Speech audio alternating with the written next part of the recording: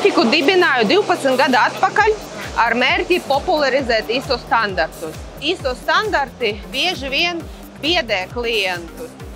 Negrib vai baidās ievest savas uzņēmumos, jo domā nesapratīs. Un principā man galvā izveidojas tāda ideja izveidot savu uzņēmumu un parādīt sabiedrībai, ka tur nav no kā baidīties.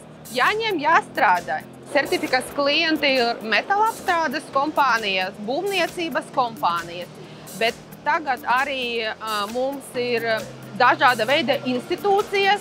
Mūsu klientu loka ir 13 dažādas institūcijas, kas nodarbojas ar certifikāciju, inspicēšanu, palīdzam LATAK audita, veicam iekšējos auditus. 9001 standarts, viņš ir unikāls ar visiem uzņēmumiem, un certifikai nav 9001 certifikāta. Bet mans uzņēmums strādā pēc šiem principiem. Jā, mēs mērķus nosakam, mēs izanalizējam riskus, jā, un, protams, klients mums ir ļoti svarīgs, jā, un sadarbojams ļoti cieši. Nākotnes vīzija ir attīstīt antikorupcijas standartu ieviešanu. Mums, diemžēl, Latvijā tas nav tik populārs.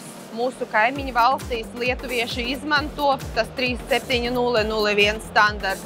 Mēs jau 3 uzņēmumiem esam palīdzējuši dabūt certifikātus. Ja tu esi atvērts, ja tu esi caurspīdīgs uzņēmējs, tad ar tevi grib sadarboties.